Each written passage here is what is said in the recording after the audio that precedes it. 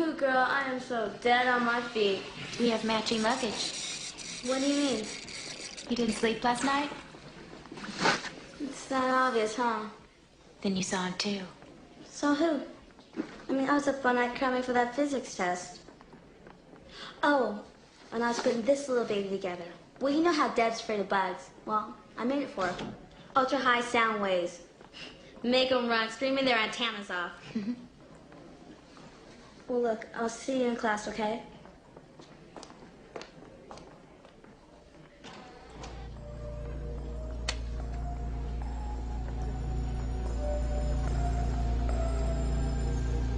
I don't smoke.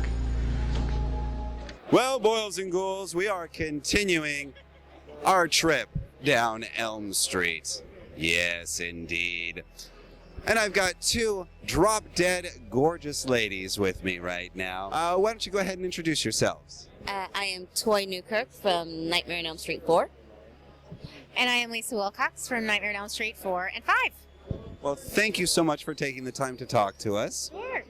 So, back Nightmare on Elm Street, a favorite memory. Is there any one particular moment that really sticks out for you? Oh, God. Starts with that question. You know, there's several, but I think the one that kind of pops out is I hate to say this, I'm scared of horror movies, deathly afraid. So when we were shooting, I wasn't there, but Tuesday was shooting at the boiler room scene out in Pasadena, remember that? And I hadn't met Robert yet, and so I was walking up the dirt road, and it was dark, and he was coming up the other side fully made up. And I just, like, freaked out. And he freaked out and went all into it. And I was like, am I really going to do this movie? I don't know if I can. So that's one that off-camera that stands out the most. I love it. I love it. And how about you? Oh, gosh. I should have been preparing an answer while I was listening to Toy, but I was too fascinated with her story. So a favorite memory, well, meeting Toy Newkirk, of course. Of course. I probably just, meeting Robert Englund and gosh, a specific story. What I remember. Wearing the day at Freddy makeup was an interesting one. How about an unforgettable day? If not my favorite day, an unforgettable day was wearing Freddy makeup for 12 hours. And God bless that man, because how he could wear that day after day after day. Because it's so strange, is like you feel it, and then you look in the mirror and you're like, oh, you know. And then like to eat, like the lips and like it's very strange. And also it's this layer, so it makes your face bigger. I felt like I had some kind of big face disease or something, you know what I mean? It was just really weird. Like a blowfish. Yeah. Scarred blowfish. So there's a memorable day. I'll think of a happy day, I'm sure, at some point. But they were all happy days. Well, it must have been just a wonderful set to work on with a wonderful cast. And what, character-wise, both of you, so one can prepare while the other one answers. The character, especially your character, strength-wise, a very strong character. What did you bring from your own personality into the character?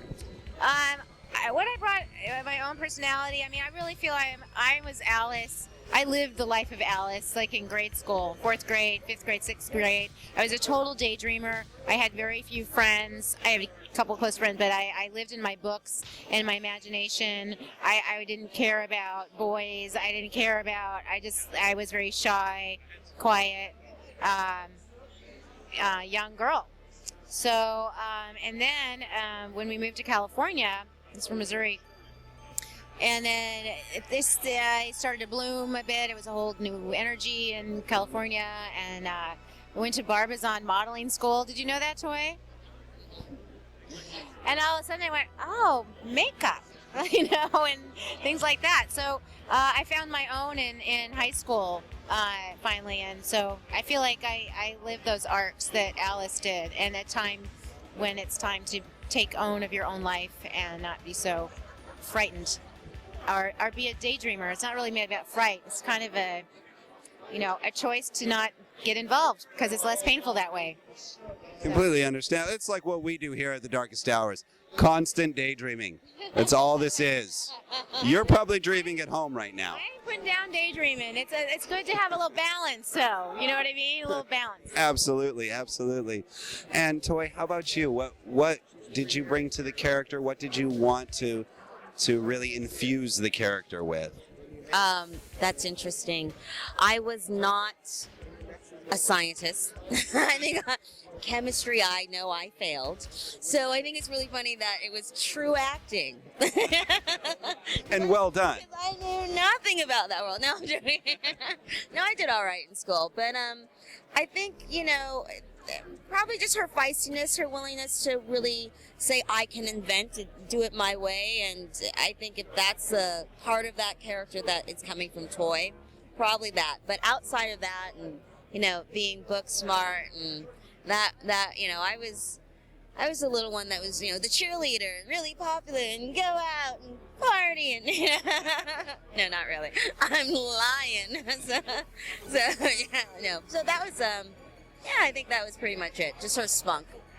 I think working with Robert, having him really be the leader of our gang helped us. I mean, I don't know about you, but I'm sure. But every time that, when I worked with Robert those 5 days of my death scene, he was just constantly going, okay, I'm going to take 5 extra beats, or I'm going to really, because he's a theater actor, so he was really drawing out, and I was like, okay, I'll go play with you. Like, he made it like we're going to go play, and so I think I really accredit Robert to those moments, those secret beats of suspense. He does that very well. So wonderful. Yeah, I'm sure it was an absolute dream to work opposite him. Yeah, I mean, he would take us into his dressing room and, read Shakespeare. And really not just read it, but break it down, the nuances, what it meant, why they were saying this, how come, and do you understand? And at the time I had just graduated from High School for the Arts, which was a very theater-driven school. So when I told him that, I think that was it. He's just like, so then let's talk Macbeth. I'm like, shh, the unspoken, so he was great. He was just a great person to be around and really allowed us to say, this is a great opportunity to kind of dive in and do whatever you want being a theater actor. So just take it in and commit to it. So we did. It was good. Well, that is absolutely terrific. And was Freddie a tutor to you as well? Oh, yeah. I mean, he has the ability to play and always coming up with other ideas or to work on the blocking. And working with Rennie Harlan and for the director and really getting there was just a good energy, good chemistry that was always flowing, I think, in the cast in Nightmare 4, and certainly due to Robert Englund being the band leader, as it were, yeah, I mean, all right, see, here's a picture. See, this is a picture, and here we're rehearsing, and I'm sure, we're like, okay, how about this angle? Try over here. It's always a constant playing to get and to capture the most effective moment for the audience to enjoy. Well, again, it just sounds like an amazing experience and a wonderful time. And your role was very physically demanding. Yes. Was that physically a challenge? Just all the stuff that poor Alice has to go through? Well, I did a lot of running. There was a lot of running round and round that cafe. Lots of running. Kicking the tennis shoe into the aquarium. That actually took quite a few times. And of course the karate and the leaping, the karate and the cartwheels and all that stuff. They did send me to a day of karate school so I could learn how to use the nunchucks a little bit so I didn't, whack myself in the head. And they're tricky. And then we had amazing stunt doubles. My gosh, stunt doubles who were actually in the Olympics. Oh, wow. I mean, stunning. And some days I would see 4 Alices running around, all in the same costume, going, oh, there's me, oh, there's me again, there's me, But to pull off some of those effects in the church and whatnot, I mean, I could do a cartwheel. I started the cartwheel, but then after all the jumping and bungee, that's like, wow, look at that. She making me look good. And do you have any projects going on in the future, or in the now, I should say? Well, I have a couple. I have one called Imago, done by a company called Upstart Films, and actually they just sold one of their movies called Walking Distance to. Actually, they changed the name for it, but they sold it to Lionsgate. Oh, it's very called Psychotic Circle now or something. But anyway, I knew it as Walking Distance. So a really young, fresh production company, and so did Imago. It'll be finished soon, and then they're doing another film soon, A Light On, which will be filmed in New Orleans in the fall. Oh, very so cool. I'll be in that. And then I did a film called Sebastian for Gruntworks Entertainment, and have a great, I play this crusty old, mean old, bitter woman. Great part. I never get to play those, actually. So yeah, a few things in the works, you know. Well, So- definitely we'll have to keep your eyes peeled on her. Yes, indeed. Oh, and Savage, which is a good old Bigfoot movie. Oh, love Bigfoot. Yeah, so there's that one. Okay, yeah. Okay, you got that? You've all got that. And you just hanging out? Yeah, no, I retired. I stopped acting. I've been acting for about 27 years by the time I had stopped. I started when I was 5, so there you go, do the math. And then I started producing. I'm a television producer, have been for about 10 years now, and I come out only to hang with my friends and and meet the band. So I just kind of, I moved to the other side of the camera, and I'm absolutely loving it. Yeah. Wonderful. Now we've got someone to produce our show. You see how this works? Yes, indeed. Well, thank you so much, both, for taking the time. Do you have any final words? Do you want to suck face? Well said, well said.